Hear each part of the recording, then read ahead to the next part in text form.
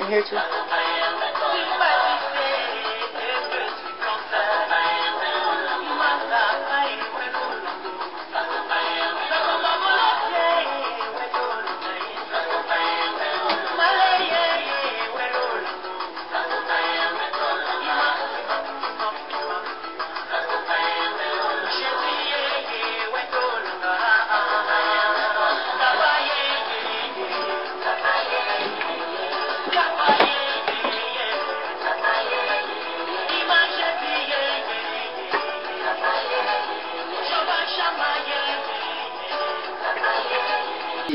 Mais par contre, on va y aller, parce que on sous et tu vois, va conditionner, va communiquer, va y aller. Pourquoi tu sais on va y aller na place oyo? Va y aller vraiment noté.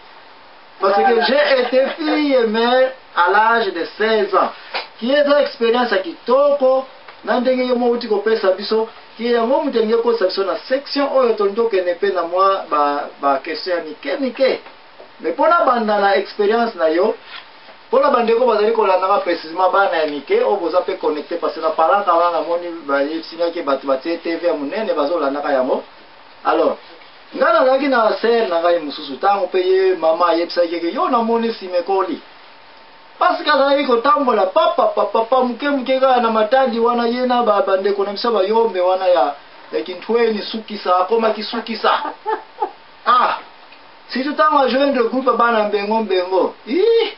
Fasa. Siko mera eko kanga ya biyo ongo koma na sima ekoli lisusu te mesiko liboso ekoli. Ya ina nene kakite liboso ya se na ekola ki. Donc azoki duku zem. Ki toza moya. Pour toza na beza expérience na yo fisa mto o qualifier na point oyo na ba expérience oyo. Alors, mais na biso sala sa ke interview ko yebisa ke yebisa biso nane wa mwangi yo se na biso teti mo kwa biso ke somo ba kokayete kuba vide alors bate alors na place wana vers la fin zeme ko bima ay ko bota pera le botika ye mo wa ko ma kumbela mwana mkongo ki responsabilité n'est-ce pas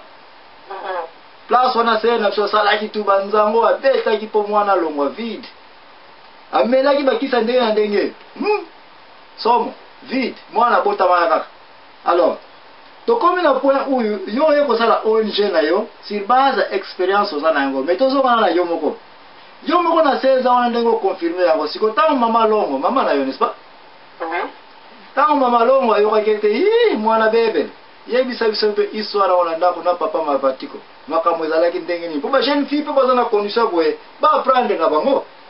ke mbule ya kana tango liboso ekoli. À vous l'antenne. Merci encore à tout le monde. Maintenant, papa là qui déjà a un là la zala qui n'a maman la Kinshasa. Vraiment il a qui facilité. Il a qui facilité mais on l'oublie de l'ignorance. Naipenda lukina lona ndinge nyonso manina mutuso melevera mungu ya maya mungu zongi sa boy baloga boy comment est là-qui moudou mais par la grâce de Dieu le nom de comprendre malgré la capara parce que il y a une mission ni a tindi dans ça voilà on a sa mission oyo il faut y nous on ça la mission bien et là on a passé par là comme le Yoruba, nous avons besoin chez Malamu, les a oula legati na nzela kozala chez. Amen. Nous avons besoin veuve Malamu, koleka veuve mususu azaki. Le lere moko nous avons besoin fille mère Malamu koleka oula passa par là azaki. On va na yo no grâce na libo kopita na la famille na bibo tio bon bali, le bali ko bonga na kati mbala. Gloire à Dieu, ils a grâce na yo. Mais les autres pas qui nous soutenent la piste de tomati différemment. Et c'est tout. Au Congo, on va aller se dire que Ngara le bara, il dit que le bara va partir à la galerie, un bon messager. Aza ola, on va gagner comme message. Donc, il faut que le message pour permettre à toi de comprendre ce que tu veux dire. Parce que tu es passé par là, tu as vécu la chose. Oui. Toi, vivre le temps. Na oya yilo kitaka temwa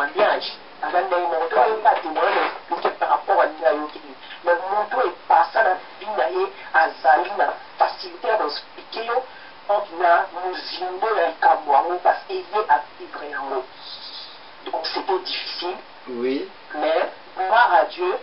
ce que j'ai dit aujourd'hui, gloire à Dieu, parce que par rapport à la place où il est difficile pour la difficulté, on a la plus connectée dans les noms commis, donc on a dit pont ou escalier pour la barre de sous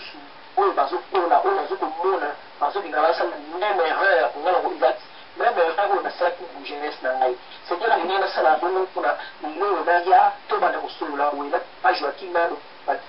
tala ezalaki mita elekaki boye mpo esunga baéchine mosusu lolenge moko apôtre paul seigneur abimisaki ye alors j'étais sorti par là et lere alakisi ye baloba nzambe azongisi ye na milieu na bango mpo kende koteya bango malamu donc ce qui s'est passé aussi avec moi. Amen. ezalaki mpasi e lelo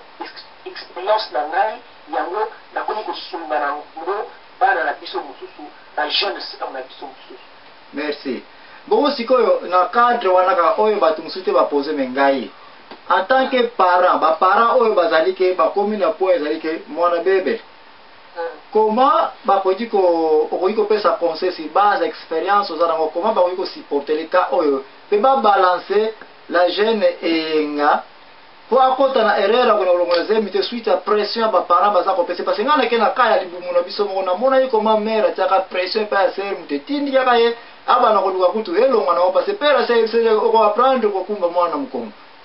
somo ya responsabilité wana na age mpe mike kaka ba 15 16 ans kaka ndenge kaka toza kolobela boye mais surtout grave encore bayebisiki loba nani yango moto amwangi yo ser zero alingi koloba te sikoyo mbule ekotaki na famille conseil nini tokoki kozala nango na date ya lelo oyo précisement yo moto oza na expérience po signale bafamille oyo baza ke ya mimi na kati abebi koma bakoki kobalance parce ke mwana soki abebi sokola couche ekobwaka mwana te est ce que oza na likambo okoki kopesa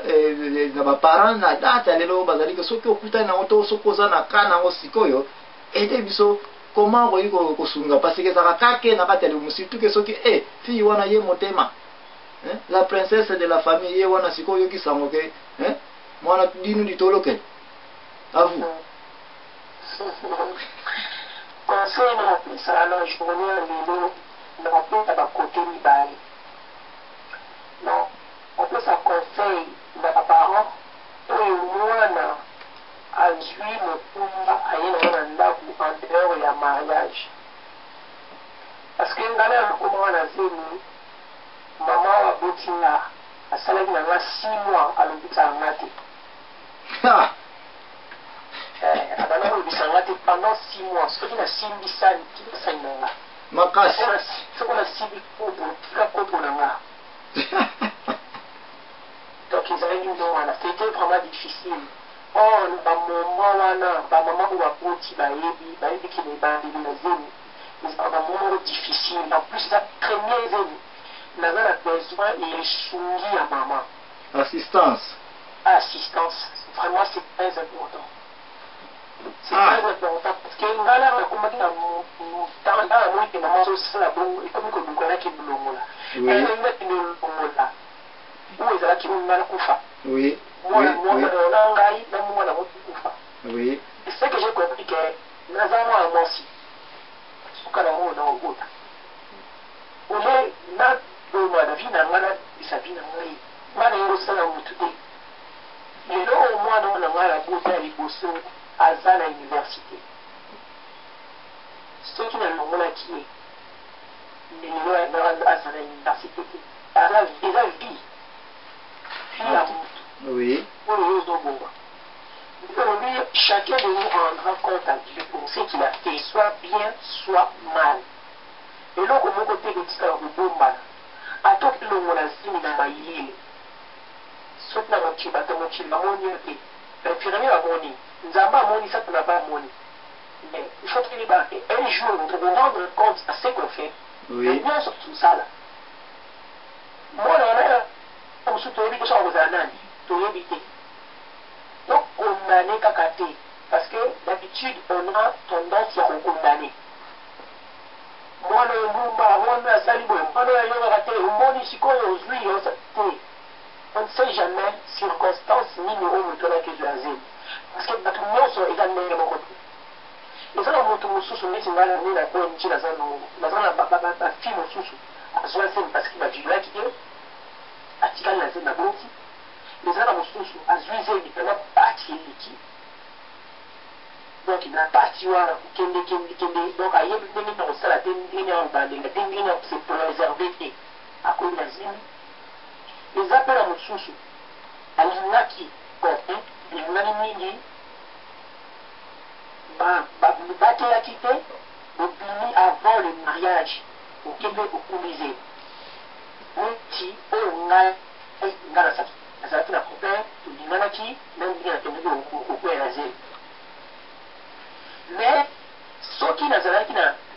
sagesse mpe intelligence oyo naza nango lelo nayebaki nasala elekela bongo te